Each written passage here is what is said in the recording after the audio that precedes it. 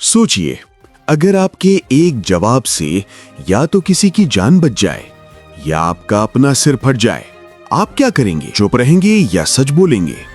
यही परीक्षा हर बार देता है राजा विक्रमादित्य और उसका सबसे चालाक दुश्मन बेताल। एक बार फिर राजा विक्रम उस जलते हुए बरगद के पेड़ की ओर बढ़े।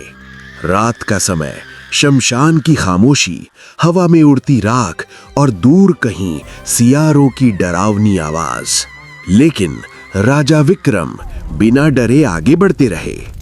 उन्होंने पेड़ से बेताल को उतारा, उसे अपने कंधे पर डाला और फिर चल पड़े उस योगी की ओर जो शमशान में उनका इंतजार कर रहा था। कुछ दूर चलते ही बेताल हंस पड़ा और बोला, राजा विक्रम, मैं तुझे एक और कहानी सुनाता हूं, लेकिन याद रख, अगर तुझे जवाब पता हुआ और तूने नहीं बताया तो तेरा सिर टुकड़ों में बिखर जाएगा, और अगर तूने जवाब दे दिया तो मैं फिर उसी पेड़ पर लौट जाऊंगा। भोगवती नाम की एक नगरी थी जहां राजा रूपसेन राज करता था। उसके पास एक अद्भुत तोता था जिसका नाम था चिंतामणि।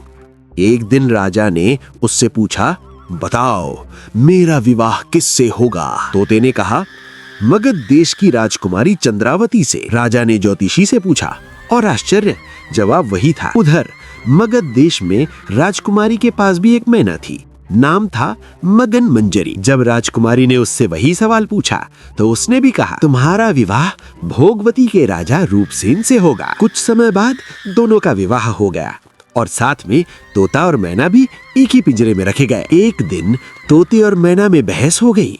मैना बोली, पुरुष बहुत पापी, धोखेबाज और अधर्मी होते हैं। तोता बोला, नहीं, स्त्रियां झूठी, लालची और निर्दयी होती हैं। झगड़ा इतना बढ़ा कि राजा को बीच में आना पड़ा। राजा ने पूछा, तुम दोनों क्यों लड़ रहे हो? मैना बोली, महाराज, पुरुष सबसे बुरे होते हैं। और फिर उसने कहानी सुनाई। इलापुल नगर में महाधन नाम का एक सेठ रहता था। उसका बेटा बिगड़ गया, जुए में सब हार गया। फिर झूठ बोलकर एक अमीर सेठ की बेटी से शादी कर ली। एक दिन जंगल में उसने अपनी पत्नी से कहा, यहाँ खतरा है, अपने गहने मुझे दे दो। और जैसे ही उसे गहने मिले, उसने अपनी पत्नी को कुएं में धक्का दे दिया, दासी को मार डाला और भाग गया। लेकिन पत्नी बच गई और उसने अपने पति की सच्चाई छुपा ली। कुछ समय बाद वो आदमी फिर लौटा और रात में अपनी ही पत्नी की हत्या कर दी। मैना बोली, महाराज, देखा, ऐसे पापी होते हैं पुरुष। अब बारी थी तोते की। तोता बोला, एक नगर में एक स्त्री थी, जयश्री। उसका पति वर्षों से बाहर था और वो एक पराये पुरुष से प्रेम करने लगी।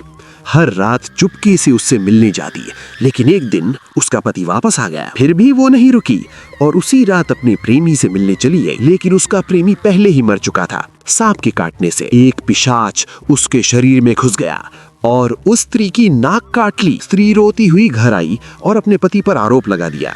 राजा ने बेकसूर पति को सजा दे दी, लेकिन एक चोर ने सच्चाई बता दी।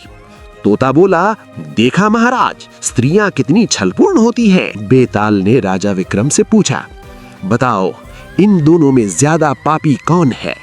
राजा विक्रम बोले, स्त्री। बेताल हंसा, कैसे?